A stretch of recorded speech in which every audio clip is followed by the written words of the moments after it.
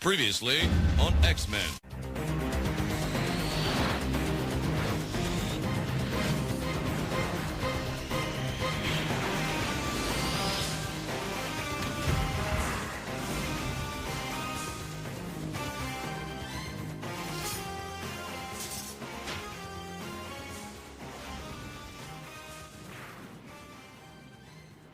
Hello, everyone.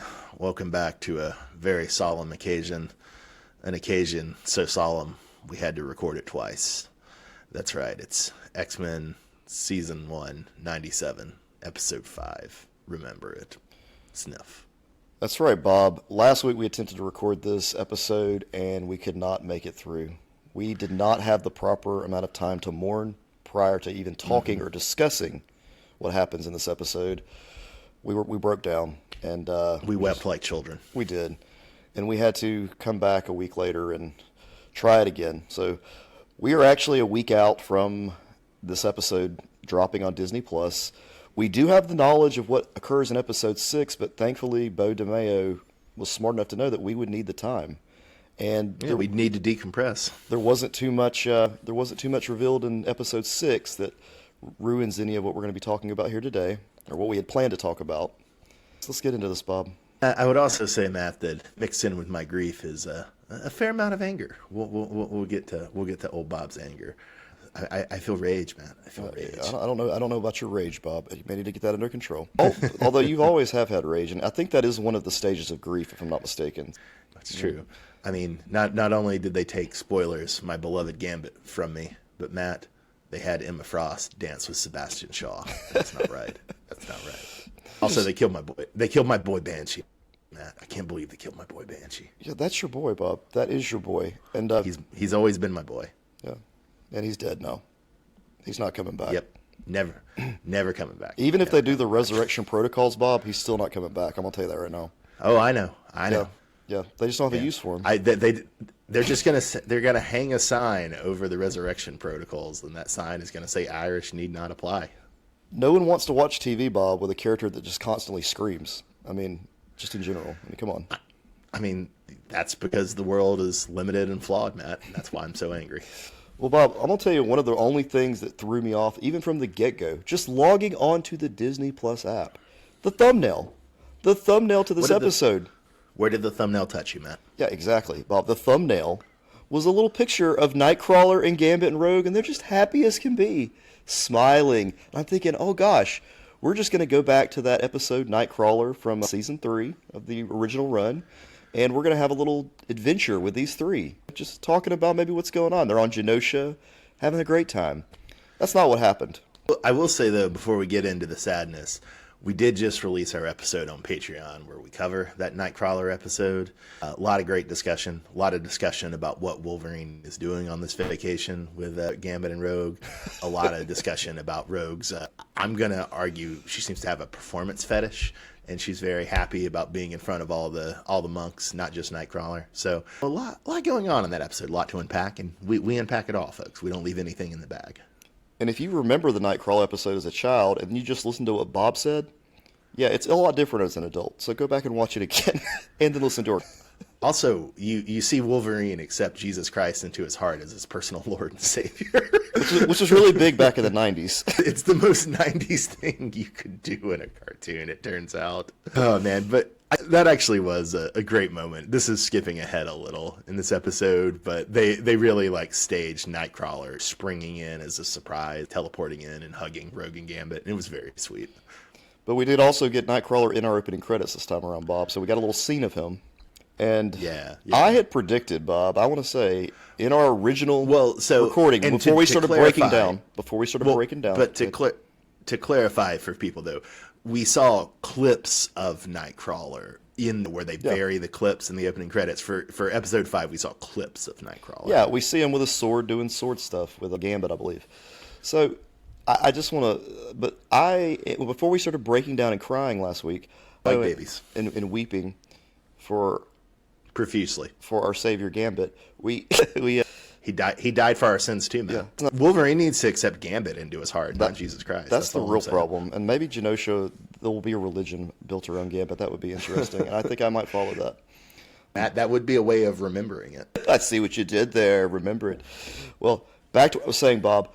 I wanted Nightcrawler to be in the opening crawl with his name there, big and beautiful, and him teleporting and doing cool Nightcrawler. And guess what? Just like Magneto and Jubilee. And I got it in episode 6, so I'm so happy. Yeah. It's like I brought that into the world. It made me so proud.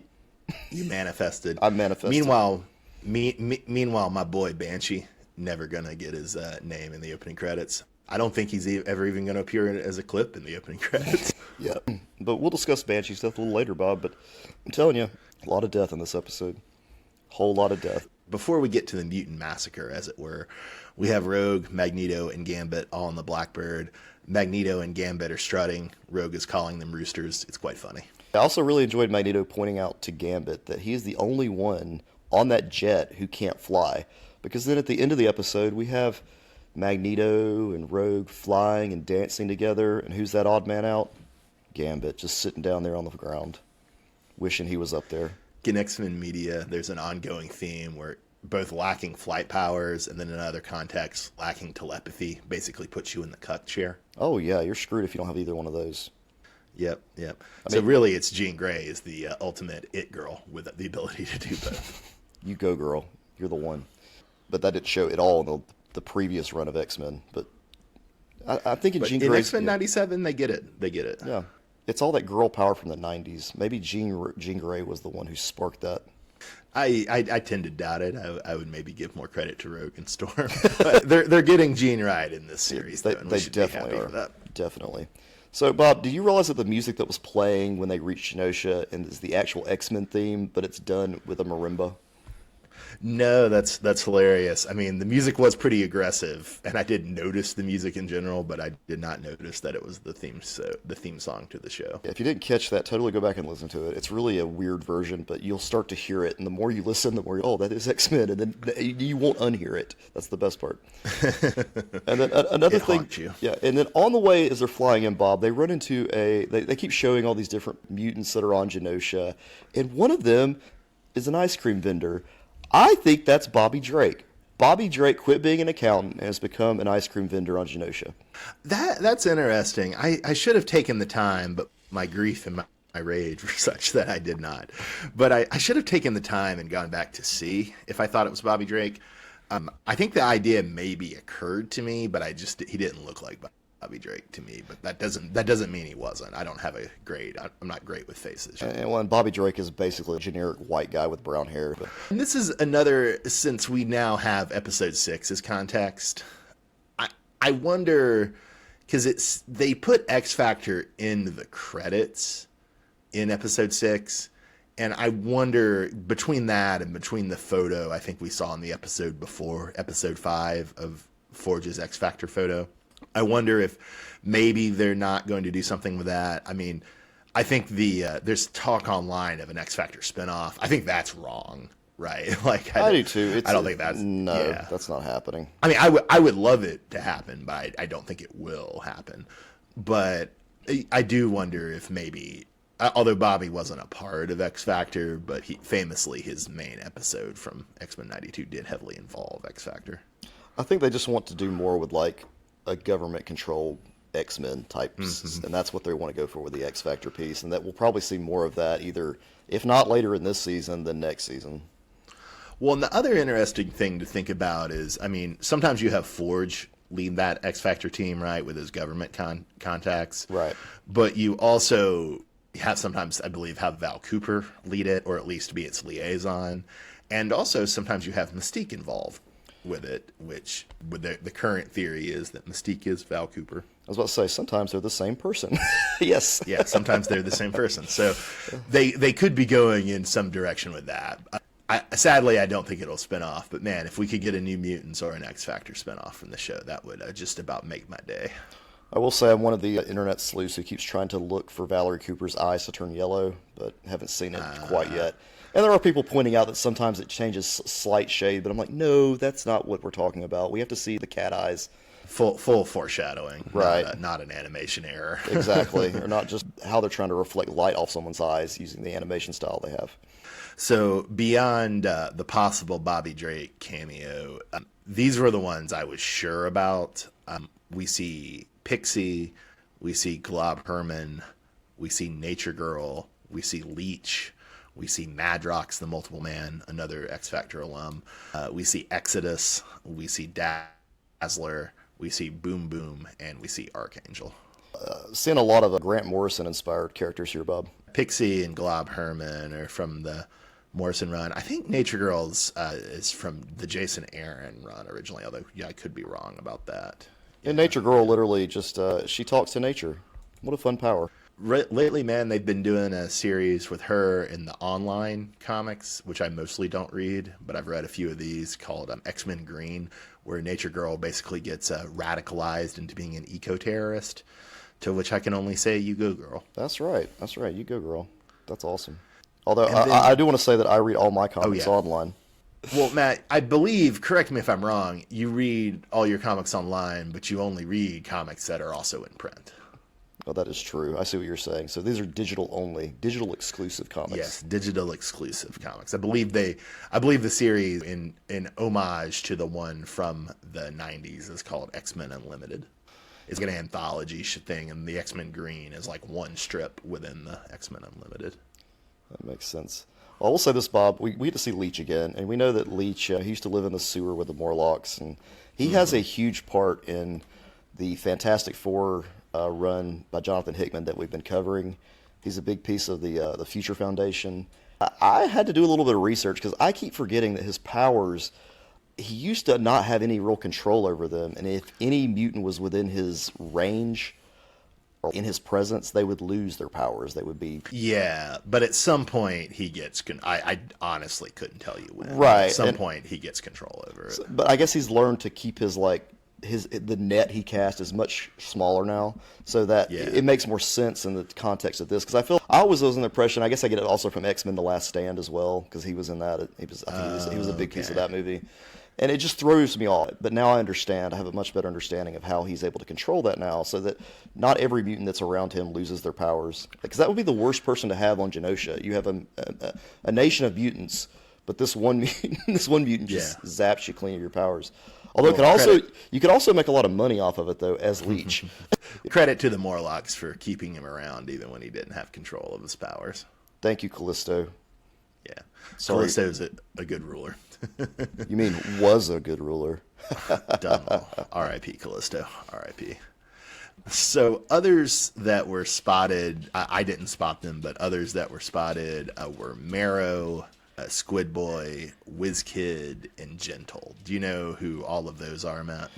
I know every one of them, yes, except for I don't know much about Squid Boy. I confused him with Darwin when he showed up. I thought maybe he was supposed to be some version of Darwin. Yeah, and of these, Squid Boy is prominent, but I just didn't recognize him because I'm not that familiar with him. I think he's also like Nature Girl, more from the Jason Aaron era of Wolverine and the X-Men.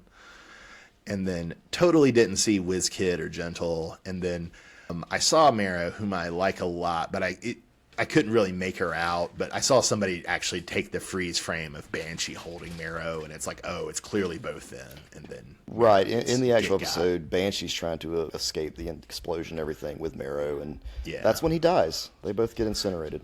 R.I.P. Marrow. Matt, were you surprised Madeline Pryor was on Genosha? A bit, because they made it seem she was going to go away for a while based on the episode where we get the big reveal and she becomes the Goblin Queen and everything. But I was a little unnerved that she was not wearing her hair down, but it was in a bun. It's not a ponytail, but come on, at least keep it consistent. What is the bun supposed to represent? Because I know the long hair is Madeline Pryor, the ponytail is Jean Grey. Is the bun someone in between? Is there another clone we don't know about? Well, Matt, maybe we're skipping ahead a little bit with this, but we find out that Madeline and Scott are conducting a little bit of a emotional affair, a telepathic affair, if you will. Oh, yeah. Modeled on Emma Frost and Scott doing this in the Grant Morrison X-Men run. But, I actually don't necessarily think this is what the show is going for. But if you wanted to have a pretty sinister interpretation of Madeline here, you could say, oh, yeah, she's trying to be more like the returned Jean Grey in order to better ensnare Scott, right? Yeah. I like your choice of words there, Bob. A more sinister Jean Grey. That wasn't necessarily meant to be implication, but it's also it's hard to avoid it when you bring up that word, right? Right. Yeah. Yeah, let's see. So, speaking of Cyclops, since we're already on him, I saw a couple people complaining about this, but I thought it was great. Him going ham on Trish Tilby and about how many times the X-Men have saved the world and how he's tired of having to prove that he's a person. Yeah. I thought that was pretty great. Yeah, I like that his shades were totally messing up the lights, and they had to sit him in a different place. They asked him to remove his glasses too. How awful is that? That's very funny. I mean, that's the worst thing you could do. That's like asking someone in a wheelchair to stand up. Can you please stand up for this? Awful. Yeah, it is terrible. So, Matt, we also have around this time of the interview a scene that I think even more people were a little meh about, besides the Scott Summers interview. And while I liked the Scott Summers interview, I was somewhat sharing the meh feelings of some corners of the internet about the scene. But you noticed things about it that I didn't really think about. Yeah, so I really like the scene where Jean is digging through her memories beneath the lake. It's symbolic since Phoenix originally rose from the water. We all remember that scene. And as Wolverine puts it, she's drowning in memories. I think she's trying to figure out who she actually is down underneath the water before she comes back up. But unfortunately, though, only one of the images has her with a ponytail when you actually see her memories in the water. And it makes me think you might have been right about Madeline being the Phoenix and doing all the cool stuff Jean Grey did in the original. Yeah, the only cool stuff she did. It's also interesting because it is a pretty cool demonstration of power of Jean, right? Oh, yeah.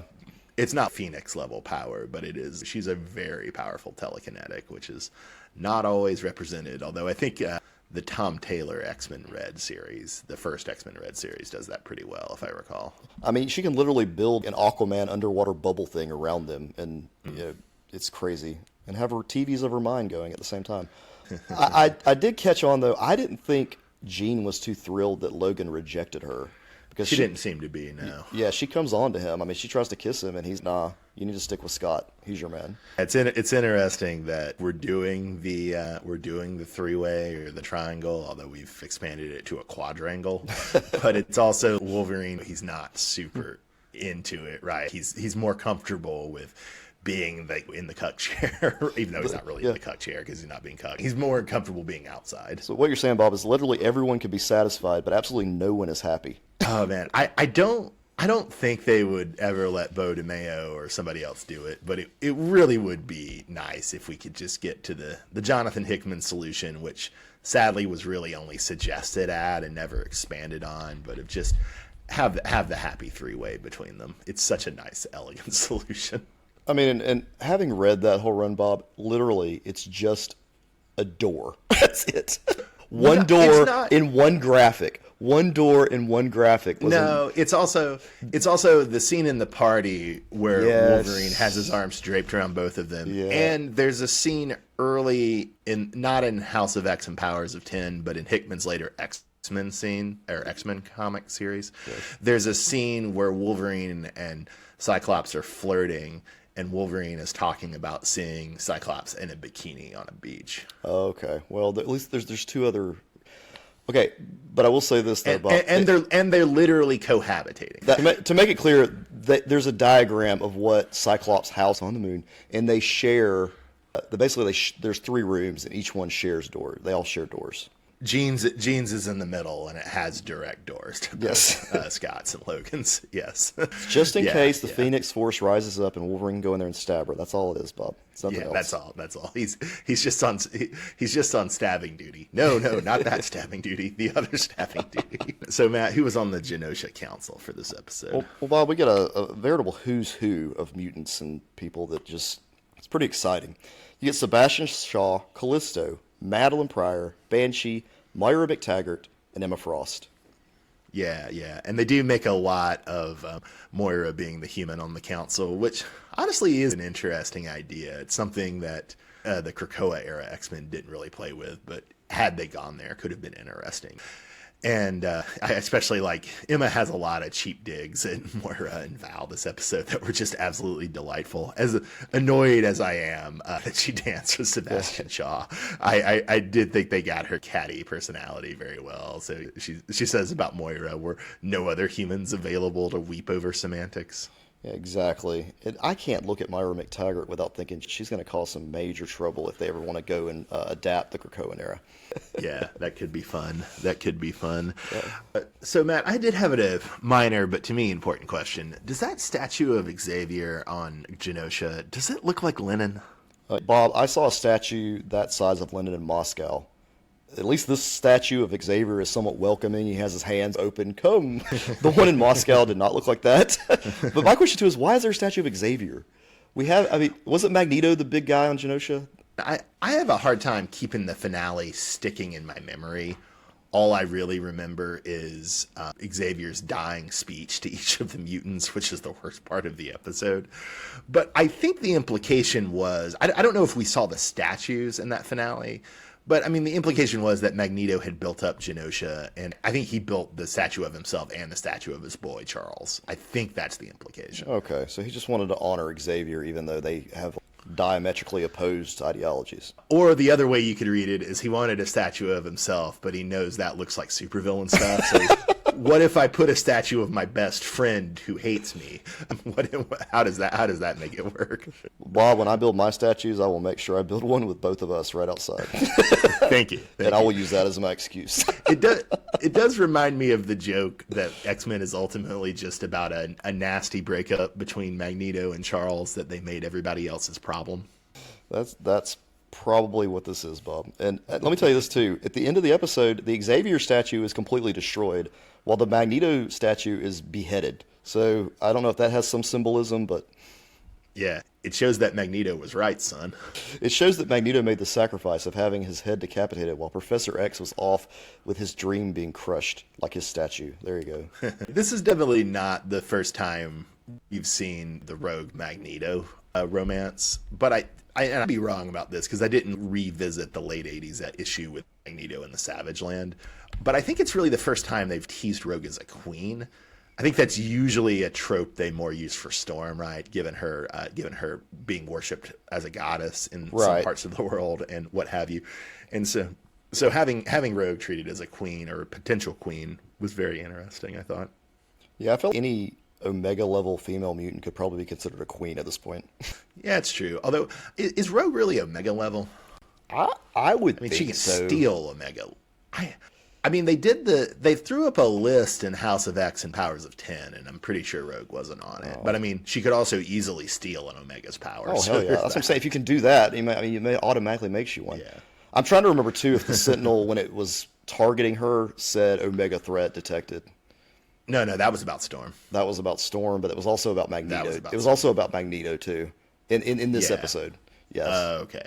So, yeah, it was just the Wild Sentinel. I'm pretty sure it did not say it about Rogue, but it did say it about Magneto. So you're right. I don't think she's considered Omega at this point. Yeah. Oh, and I will say, I'm actually not sure which would be more correct in this episode. I've heard it described as a Wild Sentinel and as a Tri-Sentinel. It's a three-headed Sentinel with a bug Sentinel. body. I mean, in as much as there can be a good Sentinel, it's a good Sentinel. Interesting design. To return for just a minute to, we have Scott emotionally cheating on Jean with Madeline, and we do have Jean's excellent bitter line, "Fine, go to Genosha, be with my clone." That line in this, Bob, is the one line you will never be able to use in real life, okay? We're going to start this. We're going to start this because that's the one line. And then next episode, I've got the perfect line for you that you will never be able to use in your actual life, but it's awesome. So we'll save that, but that's the one for this episode. Well, Matt, I'm actually going to say, so I might have said this on air before, but in my doctoral program, one of the most profound things a professor ever said was, we were talking about psychoanalysis, and he made the point that, yep, I always date the same guy. Then I break up with him, and then I find him again. And that really spoke to both me and my friend Alan in a deep way. It's just, yeah, it is the same one every time, isn't it? It always is. And so I don't know what the other thinks, Matt, but I'm pretty sure for him or her, I or my boy are also the same every time. And so I might have occasion to say, go to an island and be with my clone. Okay. I don't rule that out from my future. Well, here's what we'll do, Bob. We can take these weird lines. We'll justify them just like you did, because we may be able to justify the other ones as well. So Yeah, I have a strange emotional life, man. I can fit X-Men to it.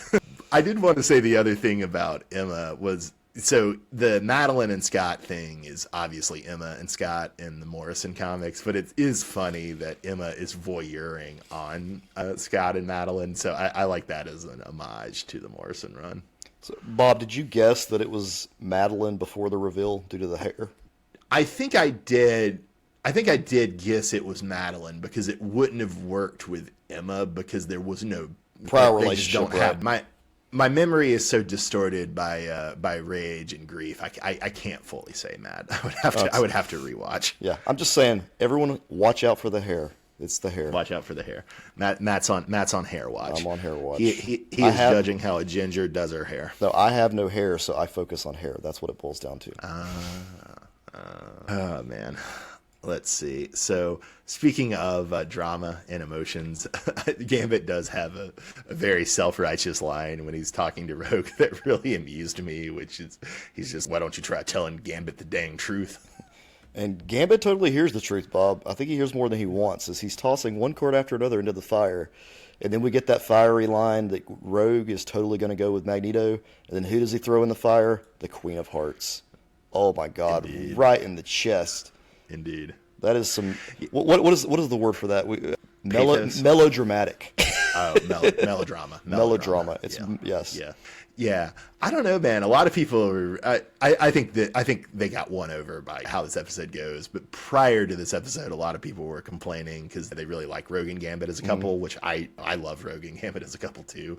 But I really do like the Rogue Gambit Magneto triangle. I think they especially handled it pretty well in the 2000s. At one point, Gambit basically tells Magneto, you can play around with her all you want, but I know she's going to come back to you in the end. Which, I mean, by the end of this episode, she does. We have another interesting angle. After this, Madeline is somewhat comforting Gambit at the bar, and it seemed to me they're flirting a little bit, which is a very interesting couple, right? There is that famous scene in, I believe it's the Morlock Christmas episode in the last season of X-Men 92, where Jean, who would have to have been Madeline, and Gambit are arguing about cooking Christmas dinner.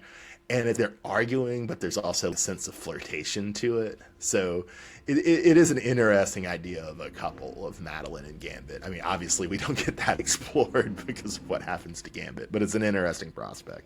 Yeah, I'd forgotten about that episode, Christmas with the Morlocks. We haven't covered that yet on Patreon, but we'll get there soon. No, we'll get there soon. And I mean, also, maybe I shouldn't bring this up because it just makes it weirder. But you know what the rumor about Gambit was in the early 90s, right? That he was homosexual? No. Although, I mean, people read Gambit as bi, which I think is very fair. No, the rumor in the early 90s was he was going to be the third Summers brother. Oh, that's right. I forgot about that. It ended up being Vulcan, though, right? It ended up being Vulcan, who they introduced in the early 2000s or mid 2000s.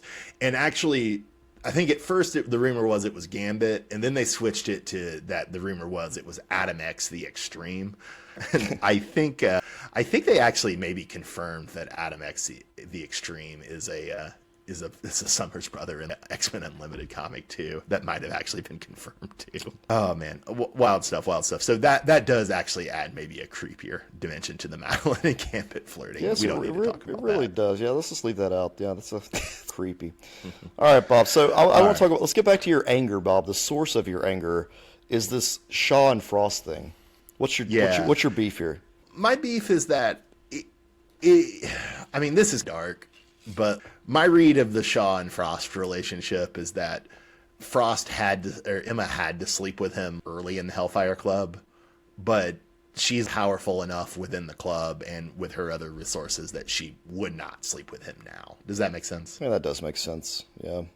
They're an oddball couple there, but they were together though in the first season, the original series. So, I mean, maybe they were just trying to bring that over. Were they? Emma Frost, didn't Emma show, or no, wasn't Emma in with the Hellfire Club? Well, I mean, they're in the inner circle together. Together, but I don't know that they're together in any sense. I mean, I always thought she was the White Queen, so he was the king, and I just always put that together in my head. But maybe that's just me being a kid. But I think when she starts at the Hellfire Club, probably Shaw does use his position in a cancelable way. But I think by the time she attains royal status in the Hellfire Club, I don't actually know how the Hellfire Club works, but as I picture it, all four of the monarchs have their own power bases within the club, and so their ability to coerce one another is limited. Let's move on to Genosha, Bob. There's a song you wanted to bring up. We have Ace of Base just blasting away with the song Nation as Magneto and Rogue dance together. Which is very 1997. It was the most 1997 song they could pick, and it's the only place this could really work. Because if they would have dropped this and let's say Marvel drops an X-Men movie, and they try to do this, it would be the stupidest thing ever. But dropping it in a period piece. In a cartoon called X-Men 97, it works. But while this music's playing, though, Bob, we get the best scene ever, which is... Is this when Cable burst in? That's right, Bob. Cable burst in, and what's the first thing coming out of Cable's mouth?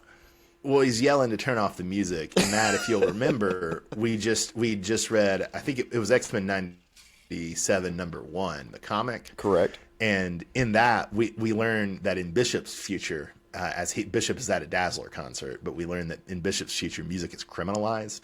And that was my first thought is, oh man, in Cable's future, it's also criminalized. And so he's coming here to enforce the anti-music laws.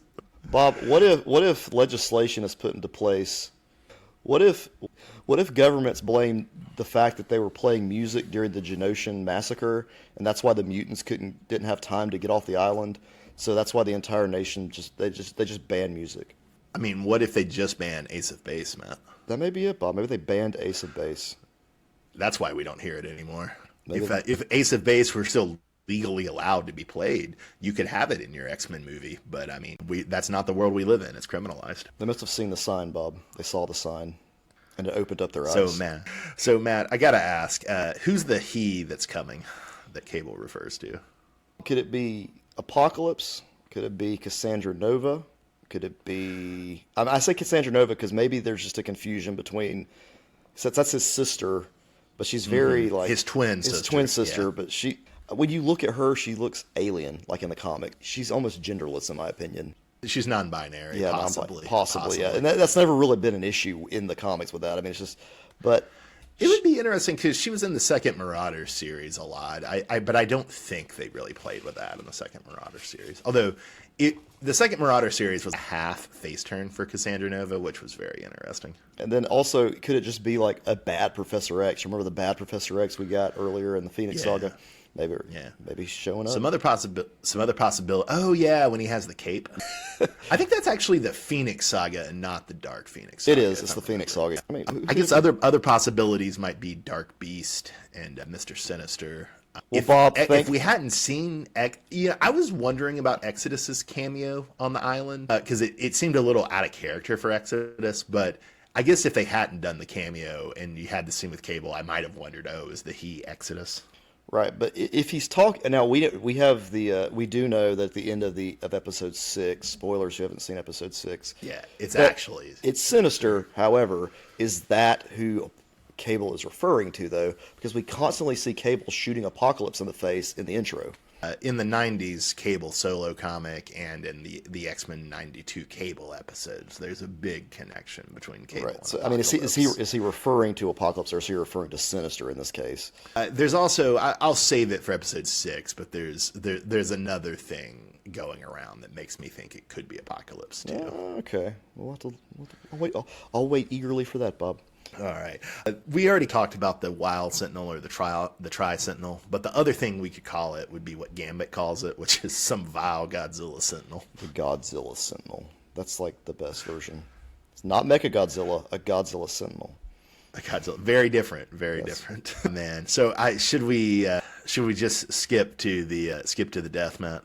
Yeah, let's go ahead and just talk about this death, Bob. It's time. It's time to get through this. Man. Man, that sacrifice, Bob, brought me to tears. Yeah, Very sad, very sad. Well, and the great thing is, as soon as he's impaled on the rod, what he's gonna do with it? Oh, exactly. You're like, the Sentinel's stupid. Like, how did I have this in its programming? I mean, but it was amazing. The Sentinel knows what his power is, but it doesn't understand how it works, possibly. Like some commenters on the internet. Yeah, yes, Bob. To which I had to get in an argument with some guy on the internet, which is one of the reasons I've tried to stay away from social media for a while. I just feel like I just constantly have to argue with dumb people, or I have to read things that just hurt my brain. So I just have to stop and give it up right now. But this person thought that Gambit's powers could only come from his hands. Which maybe that is true, but still, it's skin-to-skin contact, and he has control over it, so it doesn't matter. Yeah, what else is he going to use? His foot? He start throwing cards with his feet? His hands are the most easiest way to do it. Yeah. Well, and I didn't rewatch it again because I was too sad to rewatch it. But I think he might have even reached over with his hand. Probably did. But the point, it was very clear what he does. He uses his power to charge it to blow the Sentinel up. Yeah, God. Very much so. People are so dumb. It's such, it's such a perfect death though, and I don't know. I'm usually of the opinion that I don't like when superhero comics kill people usually because I feel like it closes down stories. But or superhero shows. But this was such a good death, and we have Cable showing up, and then we have a cameo of the Watcher, and man, I part of me really doesn't want them to undo this death, even though it makes me so sad. It's like such a perfect death. What are you going to do with Gambit after killing him? I know. They don't need to cheapen the sacrifice, but it's X-Men, Bob. And people come back from the dead all the time. This is not... Oh, yeah. And I do expect that a lot of the people who seem to be dead in this episode either are not dead or are going to be resurrected by Cable time stuff. And I'm okay with that. But just the Gambit one is so spectacular that undoing it would make me sad. Well, Bob, I will say that this final part with Gambit, this battle, has 3 of the best animated scenes in X-Men I have ever seen. Okay? Hit us with the 3. So, Bob, Magneto using an entire train as a whip. That was cool. Yeah. I don't know if that was from a comic. I don't care. It was awesome. Yeah. Brilliant. Well, and also given the themes and metaphors of the X-Men, very interesting reversal of iconography too. Right. And then the next scene that's one of the best scenes in X-Men ever is Gambit going Akira style on that motorcycle, charging it, and then slamming it into Rogue to save her. Which is great. Especially because Rogue probably wouldn't have survived an encounter with it either. And of course, Bob, the actual sacrifice scene, if they would just make a statue of that, I'd put it on my coffee table. I'd buy 2. I'd take one to work. I want that. I want the Tri-Sentinel with Gambit, and he's stuck in it. And he's looking at him, and you could just start to see the charge. I want that statue. Make it. You'd sell 1 million. Yeah, no, it's a great image, man. It's a great image. Bob, it's not just Gambit who dies, though. We do have a couple of other characters that we think did not make it. And we did have some confirmation on who they want us to believe didn't make it based on the intro to episode 6. So you want to go through that list? So we have Magneto appears to die with a bunch of Morlocks, including Leech. I don't believe that Magneto is dead, right? It's not very... It's vanishing in a ball of light type scenario, if I'm remembering right. Right. He's not dead. Right. He's not, but he is not in the intro. Yeah. So they want us to assume he's dead. He's not in the intro to episode 6, yeah. So they want us to assume he's dead. And it's also a very touching scene. You have Magneto comforting Leech in German at the end. It's very sweet. Then Banshee and Marrow are dead because they're Banshee's carrying Marrow, and they're blasted out of the sky by the Wild Sentinel. And then Madeline, Moira, Callisto, Sebastian Shaw, and Squid Boy all seem like they could be dead, especially Callisto and Squid Boy. Right. You watch Callisto's pupils shrink, which is usually that's the sign that someone's dead. We did have a cameo that I noticed the cameo, but with Squid Boy I didn't know who it was, but we have Beau DeMayo and his date, and so presumably Beau DeMayo is dead as well, which is ironic, right, given that his summary firing right before this show premiered, and again, just assuming he didn't do anything messed up, which it does not sound like he did. It sounds like Disney was just being weird. Why in the world did they fire him? It's insane. Yeah, if he didn't cause harm to other people in any way, bring the man back for season 3. Just it'll be 2 years. Let's let him back. Nobody's gonna care. What's the standard of harm? Was he rude to people on set? I don't care. Yeah. That's not my business. Like, if he did something truly messed up, sure, fine, whatever. But we have no reason to believe that. The dominant rumor is that it was about dick pics on OnlyFans, that's the man's personal business. Why Disney cares beyond me. Exactly. But yeah. So Bob, I want to one last thing before we close this chapter on the whole Gambit piece and pretty much this episode. Prior to the final episode of the original run, Graduation Day, Xavier's last words to Gambit were this: "How often must a scoundrel prove himself a hero before he believes it himself?" Yeah, which is also interesting because it adds a sense of needlessness to Gambit's death, right? It almost makes it seem like when you put those two things together that, like, Gambit just can't accept that he's a hero, and so he has to set himself up for this big death. I'm not necessarily saying I agree with this interpretation, but you could make the argument that Rogue's powers from Carol Danvers are enough that she'll survive the encounter with the Wild Sentinel. Did he sacrifice himself just to try to prove himself a hero? I mean, he definitely did prove himself a hero for sure, but was the sacrifice necessary? Yeah, was it necessary, or was it something because of his own self-esteem issues and his own grief about Rogue and Magneto that he felt he wanted to do? Yeah, I do like that it gives it an ambiguity too. I mean, as cool of a death as it is, it's not like an unambiguous death in that sense.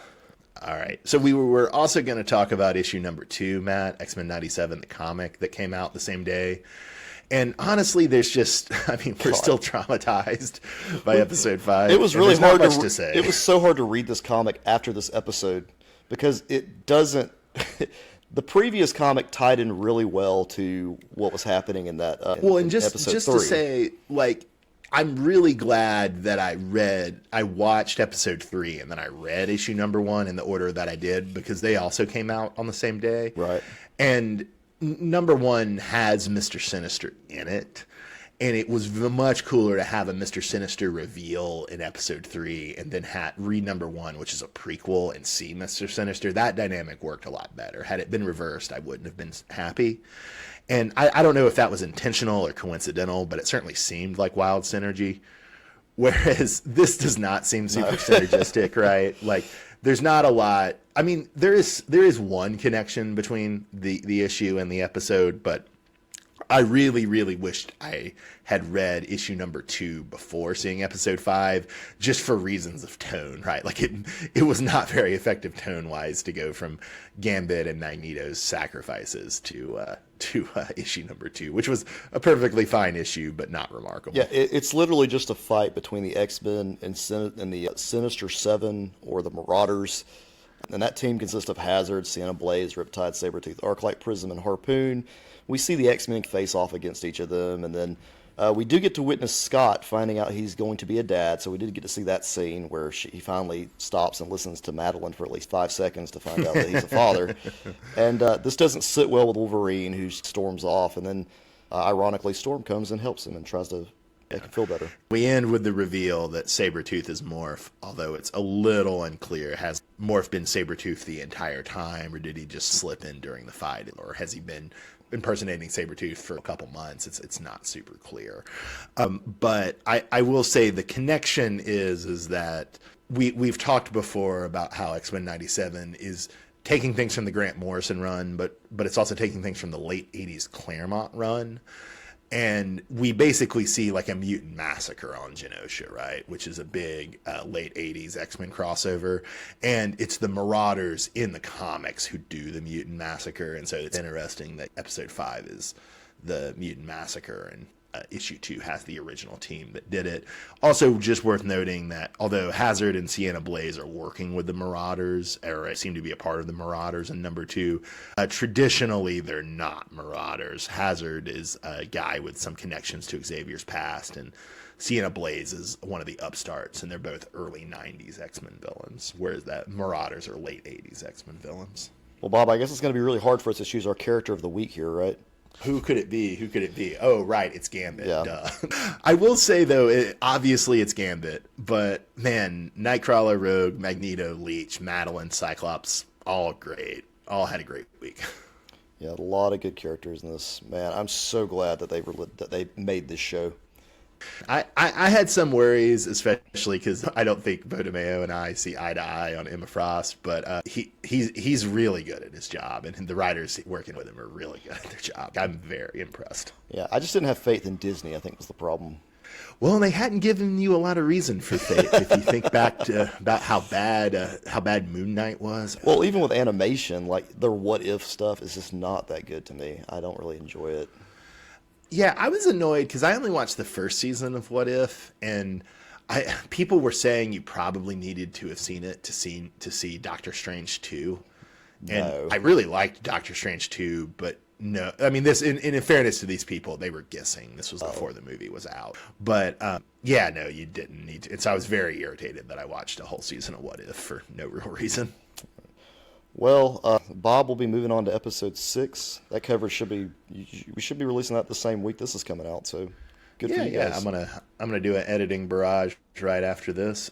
So join us for episode 6 on our public feed. Join us on our Patreon feed for X-Men 92 versus Young Justice. Like we said, we just dropped the Nightcrawler episode. You're gonna want to hear about Wolverine finding Christ in Notre Dame, even though the way I was brought up, Catholics weren't Christians. But I mean, that's just how I was brought up. So anyway, this is X-Men 97 on Uncanny Tracks. I'm Bob in Cascadia. That's Matt in the Southland. Have a great night, everybody. Thanks for listening.